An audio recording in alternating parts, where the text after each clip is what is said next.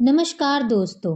पुरानी कथा के अनुसार सतयुग में मुर नाम का एक दैत्य था। वह बड़ा ही बलवान और भयानक था।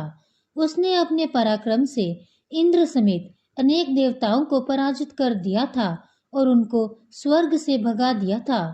मुर के आतंक से परेशान सभी देवी देवता भगवान शिव की शरण में गए और उन्होंने उनसे रक्षा का अनुरोध किया। भगवान शिव ने कहा कि आप सभी जगत के पालनहार भगवान विष्णु के पास जाएं। भगवान शिव के वचन को सुनकर सभी देवी और देवता क्षीर सागर में भगवान विष्णु की शरण में पहुंचे। भगवान विष्णु से निवेदन करने कहने लगे और कहा कि वे मुर से हमारी रक्षा करें। हम सब आपकी शरण में आए हैं।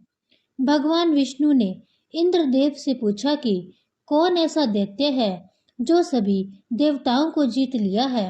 उसका नाम क्या है? वह कहाँ रहता है? आप बताइए। इंद्रदेव ने कहा कि मुर नामक राक्षस चंद्रावती नगरी में रहता है। वह नाड़ी जंग नामक राक्षस का बेटा है। वह बड़ा ही पराक्रमी और विख्यात है। इंद्रदेव की बात सुनकर भगवान विष्णु ने कहा कि वह जल्द ही मुर का संहार करेंगे। तुम सभी उसकी नगरी चंद्रावती पहुंचो। श्री हरि का आदेश पाकर सभी देवी और देवता चंद्रावती नगरी की तरफ चल दिए। कुछ दूरी चलने पर मुर राक्षस अपने सैनिकों के साथ धरती पर जोर जोर से गरज रहा था। उसके डर से सभी देवी देवता चारों दिशाओं में भागने लगे। तब श्री हरि विष्णु उससे युद्ध के लिए आगे बढ़े। उन्होंने अपने अस्त्र शस्त्रों से उसकी सेना को छिन्न भिन्न कर दिया। भगवान विष्णु और मुर के बीच में लगभग 10 साल तक युद्ध होता रहा। फिर भी मुर नहीं मारा गया। भगवान विष्णु थक कर बद्रीनाथ चले गए। वहां पर भगवान विष्णु हेमंत नामक सुंदर गुफा में विश्राम करने लगे। यह गुफा 12 योजन तक लंबी थी और उसमें सिर्फ एक ही प्रवेश द्वार था। भगवान विष्णु वहां पर योग निद्रा में थे। उनका पीछा करते हुए मुर भी वहां पर आ गया। भगवान विष्णु को योग निद्रा में पाकर उन पर हमला करने के लिए आगे बढ़ा। तभी भगवान श्री हरि विष्णु के शरीर से एक देवी प्रकट हुई। उन्होंने मुर के साथ युद्ध किया और उसका संहार कर दिया।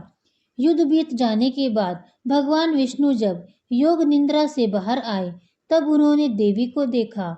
उन्होंने कहा कि आपका जन्म एकादशी के दिन हुआ है, इसलिए आप उत्पन्ना एकादशी के नाम से जानी जाएंगी।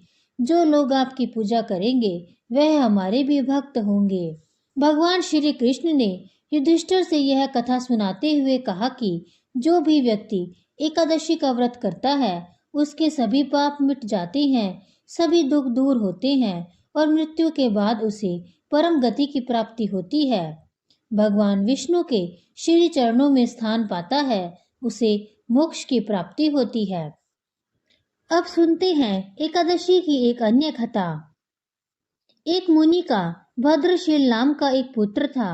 भद्रशील ने छोटी सी उम्र में ही एकादशी व्रत का पालन करना शुरू कर दिया था। मुनि ने उन्हें ऐसा करने के लिए कभी नहीं कहा था। एक बार मुनि ने भद्रशील से पूछा कि उन्हें इस व्रत को करने किसे कहा है। भद्रशील ने कहा कि मैं कई जन्मों से एकादशी का व्रत करता आ रहा हूँ। आमतौर पर किसी को भी पिछला जन्म याद नहीं रहता।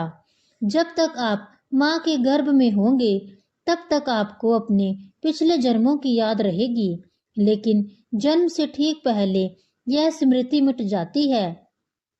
लेकिन भद्रशील को अपने पिछले जन्म की याद उस समय भी थी। यह एकादशी व्रत की शक्ति थी जिसका वे पालन करते थे।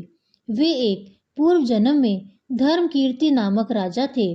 धर्मकीर्ति बहुत ही क्रूर था। उसे कोई पसंद नहीं करता था। ऐसा कोई पाप नहीं था जो उसने नहीं किया हो। एक बार वह अपने सैनिकों के साथ शिकार पर गया था। उसने एक हिरण को देखा और अपने सैनिकों को उस हिरण को चारों ओर से घेरने के लिए कहा। राजा ने कहा कि जो भी हिरण को भागने देगा उसका पूरा परिवार मार डाला जाएगा। हिरण ने यह सब सुन लिया और सोचा, बेचारे सैनिक, मैं उनसे किसी को भी कुछ नहीं होने दूंगा। हिरण राजा के पास से निकल भागा। राजा ने हिरण का पीछा किया। सूर्यास्त होते राजा एक घने जंगल के अंदर फंस गया। हिरण कहीं दिखाई नहीं दे रहा था। राजा ने एक पेड़ के नीचे रात बिताई। उसने दिन भर से कुछ भी नहीं खाया था। उसे चारों ओर से खतरनाक जानवरों के गुर्राने की आवाज सुनाई दे रही थी। वह सो नहीं सका। इसलिए डर के कारण राजा ने श्री हरि परमात्मा से प्रार्थना करना शुरू कर दिया। फिर सुबह होते ही उसकी मृत्यु हो गई। यमदूत आए और उसे यमराज के पास ले गए। यमराज ने पूछा, तुम लोग इन्हें यहाँ क्यों लाए हो? इनका स्थान तो बैकुंठ में भगवान महाविष्णु के बगल में है। लेकिन राजन, यह तो महापापी है। नहीं, वह सब चला गया है। ये अपवित्र है। जिस दिन उनकी मृत्यु हुई वह एकादशी का दिन था। उन्होंने दिन भर उपवास किया और रात में जागते हुए श्री हरि का स्मरण किया। इसलिए उनके सारे पाप दूर हो गए हैं। वे अब पवित्र हो गए हैं। यमराज ने स्वयं एक स्वर्ण रथ बुलवाया और राजा को बैकुंठ भेज दिया। जब लोगों को इस बारे में पृथ्वी पर पता चला तो वे सभी एकादशी का पालन करने के लिए और अधिक उत्साहित हो गए और सभी नगर के लोग एकादशी का व्रत रखने लगे। इसी के साथ एकादशी की कथा समाप्त होती है। अगर आपको आज की वीडियो पसंद आई है तो कमेंट्स में जय श्री हरि जरूर लिखें और मेरे चैनल को सब्सक्राइब जरूर कीजिएगा। धन्यवाद।